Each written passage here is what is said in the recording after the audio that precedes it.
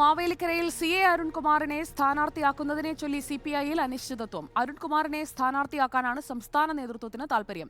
കൊല്ലം, കോട്ടയം ജില്ലാ കൌൺസിലുകൾക്ക് അരുണിനെ സ്ഥാനാർത്ഥിയാക്കുന്നതിൽ എതിർപ്പുണ്ട്.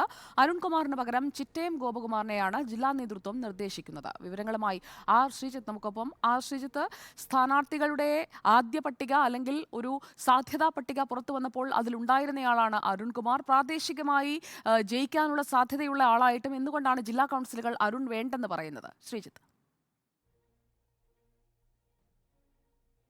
സുജയ, CA അരുൺകുമാറിന്റെ പേര് party ചർച്ച ചെയ്യുന്നതിന് മുമ്പ് തന്നെ മാധ്യമങ്ങളിലും അല്ലാതെയും പ്രചരിച്ചു എന്നത് കണക്കിലെടുത്താണ് കോട്ടയം, കൊല്ലം ജില്ലാ കമ്മിറ്റികൾ അദ്ദേഹത്തിൻ്റെ സ്ഥാനാർത്ഥിത്വത്തെ ശക്തമായി എതിർക്കുന്നത്. കൊല്ലത്ത് CA അരുൺകുമാറിൻ്റെ പേര് ചർച്ചയിൽ പോലും വന്നില്ല എന്നതാണ് ഏറ്റവും ശ്രദ്ധേയമായ കാര്യം. കോട്ടയത്ത് ഒന്നോ രണ്ടോ പേർ അദ്ദേഹത്തിൻ്റെ പേര് ചൂണ്ടിക്കാണിച്ചെങ്കിലും അത് വേണമെങ്കിൽ നാലാമത്തെ പേരായി ഉൾപ്പെടുത്താം എന്ന് ചൂണ്ടിക്കാണിക്കുകയാണ് കോട്ടയം ജില്ലാ കൗൺസിൽ അംഗങ്ങൾ ചെയ്തത്. ഇത്തരത്തിൽ മാവേലിക്കര മണ്ഡലത്തിൽ ഉൾപ്പെടുന്ന രണ്ട് പ്രധാനപ്പെട്ട ജില്ലാ കൗൺസിലുകൾ, ഒന്ന് കൊല്ലം, മറ്റൊന്ന് കോട്ടയം, അരുൺകുമാറിൻ്റെ സ്ഥാനാർത്ഥിത്വത്തിന് പിന്തുണയ്ക്കാൻ തയ്യാറല്ല എന്ന് വ്യക്തമാക്കുന്ന നടപടികളിലൂടെയാണ് കടന്നു വന്നിരിക്കുന്നത്. അത് സ്വാഭാവികമായും ഇന്നിപ്പോൾ രാവിലെ ആരംഭിക്കുന്ന CPI സംസ്ഥാന എക്സിക്യൂട്ടീവിലും ഉച്ചയ്ക്ക് ശേഷം ചേരുന്ന സംസ്ഥാന കൗൺസിലും പ്രതിഫലിക്കും. സംസ്ഥാന നേതൃത്വത്തിന് താല്പര്യം യുവജന നേതാവ് CA അരുൺകുമാറിനെ മാവേലിക്കരയിൽ ആക്കണം എന്നതാണ്.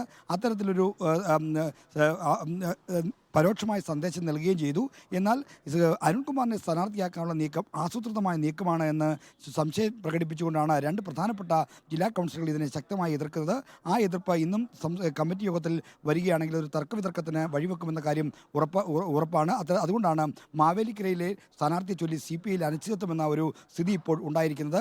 കാനം പക്ഷത്ത് നേരത്തെ ഉണ്ടായിരുന്ന ആളുകൾക്കിടയിലുള്ള ഭിന്നത തന്നെയാണ് ഈ സംഭവത്തിലേക്ക് വഴിവെച്ചിരിക്കുന്നതെന്നാണ് ഏറ്റവും ശ്രദ്ധേയമായ കാര്യം. കാനത്തിന് ഭൂരിപക്ഷമുള്ള സ്ഥലങ്ങളിൽ കാനത്തോടൊപ്പം നിന്ന ആളുകൾ പോലും ഈ അരുൺകുമാറിൻ്റെ കാര്യത്തിൽ വ്യത്യസ്തമായ നിലപാട് സംസ്ഥാന സെക്രട്ടറി ബിനോയ് വിശ്വടക്കം സ്വീകരിക്കുന്നുണ്ട് എന്നതും ഇതിൻ്റെ കൂടെ നമ്മൾ കാണേണ്ടതുണ്ട്. ഇത്തരത്തിൽ പാർട്ടിക്കകത്ത് രൂപപ്പെടുന്ന തർക്കങ്ങളും ചേരിതിരിവുകളുമാണ് അരുൺകുമാറിൻ്റെ സ്ഥാനാർത്ഥിത്വത്തെ ചൊല്ലി ഒരു അനിശ്ചിതത്വം രൂപപ്പെടാനുള്ള പ്രധാന കാരണം.